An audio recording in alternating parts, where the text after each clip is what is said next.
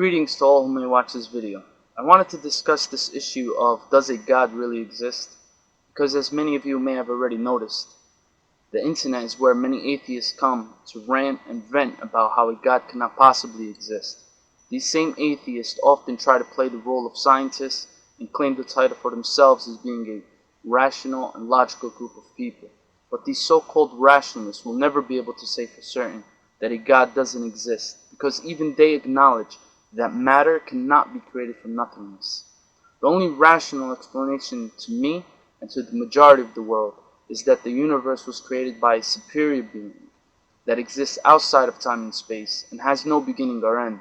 They will also never be able to logically explain many aspects of our lives, such as the feelings that we have, from love to hate, sadness, fear, and many of the other feelings that make us human. Nor will they be able to explain our instinct nature to feel guilty when we have wronged ourselves or others.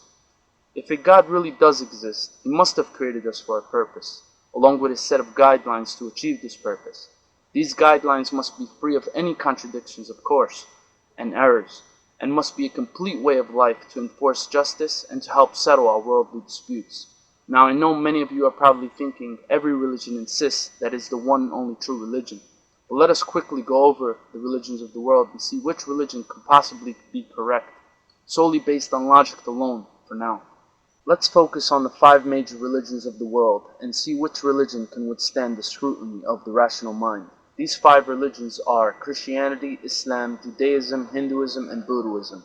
Even though its followers are a very small number, I added Judaism anyway because its followers claim it to be one of the oldest religions of the world and because they are followers of the Old Testament. The first thing you may notice about all these religions, except for one being Islam, is that they are all named after a person or a tribe. But let's put this fact aside for now and focus on which one could possibly be from God.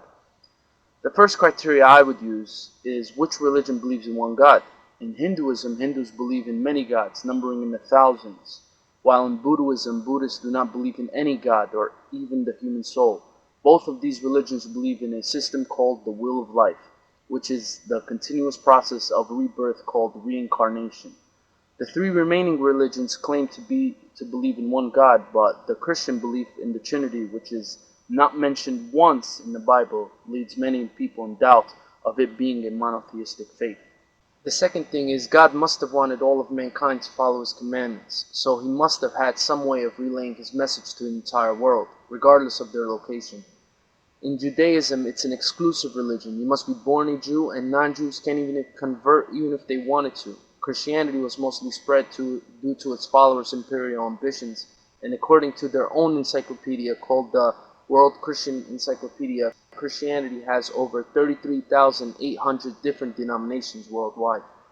They also believe if you have never heard of Jesus, their God, who they believe is actually His Son, came to die for your sins, then you will burn in hell for eternity. This also applies for children according to Christians. Hinduism is supposedly 4,000 years old, and 2/3 of its adherents still live in India where it originated. In Islam, Muslims believe God sent a messenger to every group of people around the world, but these messengers were later taken as gods after their death. In Islam, unlike Christianity, a person will not be held accountable if he or she has never heard of Islam. Muslims currently reside in every country on the planet, and for those who believe Islam was spread by the sword, Indonesia, which is the largest Muslim country, has never been invaded by a Muslim army. Even the Mongols who conquered Muslim lands ended up converting to Islam. To my knowledge, this is a unique event in history, which has never happened before, that the conqueror adopted the religion of the conquered. The third is, if a religion were to be correct, it must contain a set of laws directly from God to govern our worldly affairs. Judaism does claim to have divine laws, but you will rarely ever hear of a Jew wanting to enforce these laws, because if they did, then they will have to act upon many of the brutal laws found in the Bible, such as a rapist must marry his victim and never divorce her, or being stoned to death for disobeying your parents. Christians, on the other hand, have disregarded all the laws of the Old Testament completely, and they don't really have any divine laws to govern a nation. But when the Christians came to power in the early 4th century, they have been the bloodiest and most violent of all the civilizations in all of history. Islam is the only religion with a complete set of divine laws to govern a state and our social affairs. It was the first religion to recognize women's rights and made everyone equal in the eyes of God despite their race, economic, and social status. The history of the Muslim Empire, which stretched from Spain to China and ruled for over 1,000 years, has been mostly blotted out in Western history books. This is mainly done to try to suppress its growth and to demonize Islam, despite the fact that both Christians and Jews lived peacefully under Islamic rule, and when the Jews were being persecuted in Europe, they found sanctuary in Muslim lands. Knowing this, you will still find Islamophobes claiming that Muslims want to kill everyone who isn't Muslim.